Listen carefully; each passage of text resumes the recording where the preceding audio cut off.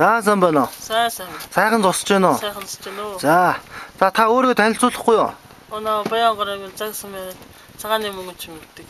За энэгээр сурчлага нэлээ болж байна сонгуулийн. Танай энэгээр ер нь хэр явагдаж байна сурчлага? Ном журмын дагуу яг явагдаж чадж байна уу? Сурчлага явагдаж байна.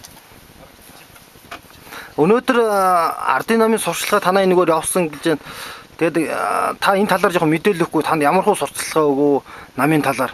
Өнөөдөр ардын намын дарга Халтан уяг төр өргөч 12 цагийн үед гомжийн зандан чөтрийг дэмжих зорилгоор 10,000 төгрөг өгөө явсан.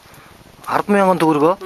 За. Нэг 10,000 төгрөгийг аав нүүдэл хийж судлаа. Аав даөгөөрөөд энэ Балкатын хамт бас үлдээгээ явсан. Тийм үү. Энэ жилийн сонгуульч ууг нийт материал мөнгө энэ янз бүрийн энтер гэсэн байхгүй.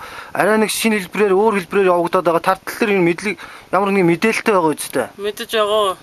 Энэ 10,000 төгрөгийг авахгүй гэд хэлсэн чинь ямар тийм юм байхгүй авчих.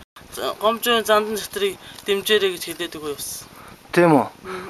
За тэгвэл өөр чи 10,000 төгрөгөд аавд ч юмсан 10,000 төгрөг үлдээсэн байж тээ тийм ээ? Тий. Аавд нэг 10,000 цаас үлдээг явсан.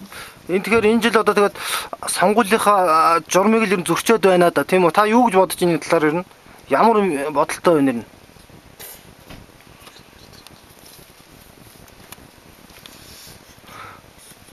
Сонгуул шудраг явна. Сонгуул ерөөсөө шудрагл явна гэсэн чинь ийм бодлоонтай болж байна. Тийм үү.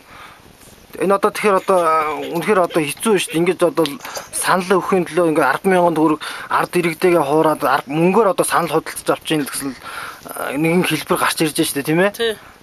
Та ингээд жоохон ийшээ харуулчихгүй юу? Гэрэлд ингээд харуулчихгүй юу?